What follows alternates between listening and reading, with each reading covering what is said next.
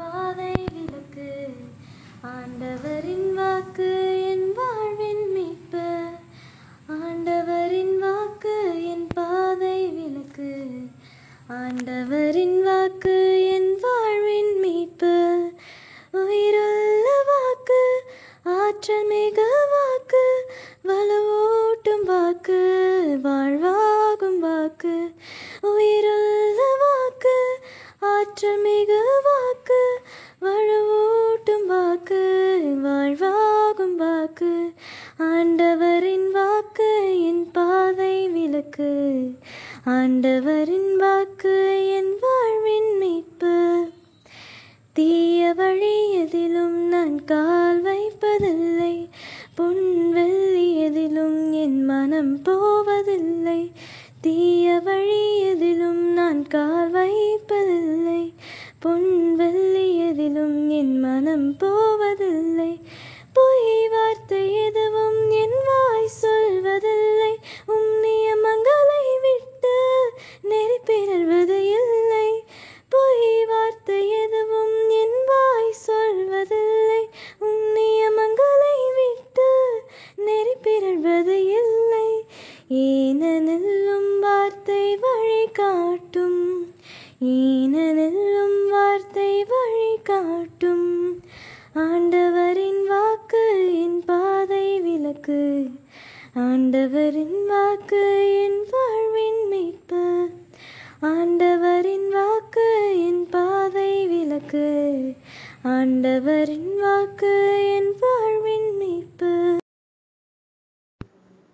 காலை நேரத்துக்காய் நன்றி செலுத்துகிறேன். உங்களை வாழ்த்துகிறேன். இயேசு கிறிஸ்துவின் நாமத்தினால இந்த காலை வேளை செய்திக்காக உங்களை வரவேற்கிறேன். ஏசாயா 55 அதிகாரம் 5 வசனத்தில் இந்த நாளில் கர்த்தர் நம்மோடு பேசுகிற வேத வசனம் என்ன அப்படின்னா, இதோ நீ அறியாதிருந்த ஜாதியை வரவழைப்பாய். உன்னை அறியாதிருந்த ஜாதி உன் தேவனாகிய கர்த்தர் நிமித்தமும் இஸ்ரவேலுடைய பரிசுத்தர் நிமித்தம் உன்னிடத்துக்கு ஓடி வரும். அவர் உன்னை மேன்மைப்படுத்தி இருக்கிறார். இது இந்த அதிகாரத்திலாம் பார்த்தீங்கன்னா ஆண்டவர் நம்மோடு பேசிக்கிட்டே இருக்காரு. இப்போ கூட அவர் என்ன சொல்கிறாருன்னா, இதோ நீ அறியாதிருந்த ஜாதியை வரவழைப்பாய் அப்படிங்கிறார். நம்ம ஆண்டவருக்குள்ளே வரும்போது நம்முடைய உறவினர்கள் மட்டுமல்ல, நம்முடைய சொந்தங்கள் மட்டுமில்ல, நம்ம அறியாத ஒரு ஜாதியும் நம்ம வரவழைக்கக்கூடிய அளவில் ஆண்டவர் செய்கிறார் அந்த காரியங்களை. நம்ம அறியாத பகுதியிலிருந்து மக்கள் அறிமுகமாகி அவங்களும் நம்மோடு ஆண்டவரை துதிப்பாங்க, அவரை மேன்மைப்படுத்துவாங்க. அதான் இதோ அறியாதிருந்த ஜாதியை வரவழைப்பாய். உன்னை அறியாதிருந்த ஜாதி உன் தேவனாகிய கர்த்தர் நிமித்தம் இஸ்ரவேலுடைய பரிசுத்தர் நிமித்தம் உன்னிடத்துக்கு ஓடி வரும். நமக்கு தெரியாத இடத்துலேருந்து ஆத்மாக்கள் ஆண்டவர் கொண்டு வருவார். அவர் உன்னை மேன்மைப்படுத்தி இருக்கிறார்.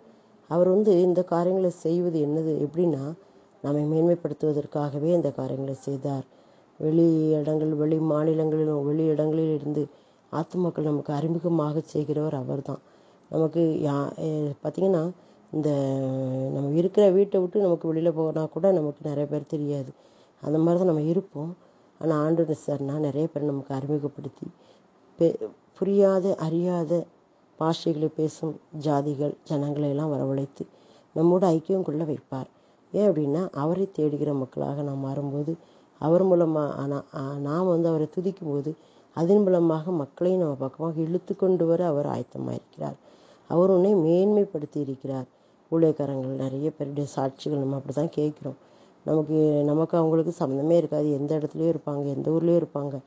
அவங்களுடைய கோத்திரம் வேறு, குலம் வேறு, அவங்களுடைய பாஷை வேறு. அப்படி இருந்தால் கூட ஆண்டவர் இணைப்பார். அன்பினால் இணைத்து அந்த ஊழியத்தை செய்யும்போது அவங்களும் சகோதர சகோதரிகளாக கூடி ஜெபிப்பதற்கும் துதிப்பதற்கு கூடி வருவாங்கள்ல. அதான் இந்த பகுதி சொல்லுது. இதோ நீ அறியாதிருந்த ஜாதியை வரவழைப்பாய்.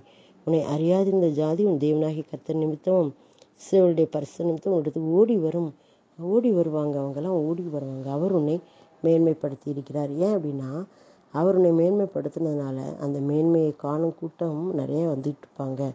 அவங்களுக்காக நம்ம என்ன செய்யணும் அப்படின்னா, ஜெபிக்கணும். இன்னும் நம்முடைய எதிர்காலத்தை ஆண்டவருடைய கருத்தில் ஒப்படைச்சு, ஆண்டவரே நீர் செய்ய போகிற மேன்மையான மகிமையான காரியங்களுக்காக நன்றி செலுத்துகிறோம். எழும்பி பிரகாசி, உன் ஒளி வந்தது.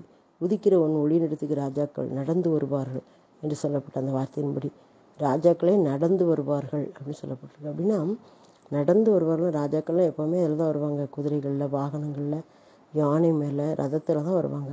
அந்த ராஜாக்களை கூட நடந்து வர செய்ய வல்லவராகி அவர் இருக்கிறதுனால அவர் நம்மோடு இருக்கும்போது அவர் நம்மை மேன்மைப்படுத்தும் போது இந்த காரியங்கள்லாம் நடக்கும் என்று சொல்லப்படுகிறது. ஆகவே நாம் நம்மை அவரிடத்தில் ஒப்புக் கொடுப்போம். அப்பா, எங்களுக்கெல்லாம் கத்தாவே, எங்களுக்கு நம்முடைய நாமத்துக்கே மகிமை வர பண்ணும்.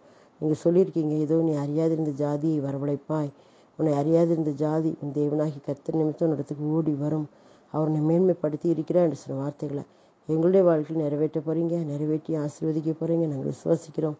இந்த பொல்லாத உலகத்தில் வாழ்கிற நாங்கள் எங்களுடைய கரத்தில் அர்ப்பணிக்கிறோம். பெரிய காரியங்களை செய்யுங்க, எங்களை எதிர்காலங்களை நீங்கள் பொறுப்படுத்திக் கொள்ளுங்க. நம்ம ஒப்புக் கொடுப்போம். ஆண்டவர் நிச்சயமாகவே அதிசயங்களை செய்கிற தேவனாக இருக்கிறார். ஆமென். கர்த்தர் உன்னை மேன்மையாக வைப்பார், நீ கலங்காதே மனமே. கையிடும் வேளையில் ஆசீர்வாதமும், களங்களில் நிரம்பிடும் தானியமும், நிறைவான நன்மை உண்டாக கர்த்தர் உன்னை மேன்மையாக வைப்பார். நிறைவான நன்மை உண்டாக கர்த்தர் உன்னை மேன்மையாக வைப்பார், நீ கலங்காதே மனமே. அப்பாவை நன்றியோடு துதிக்கிறோம்.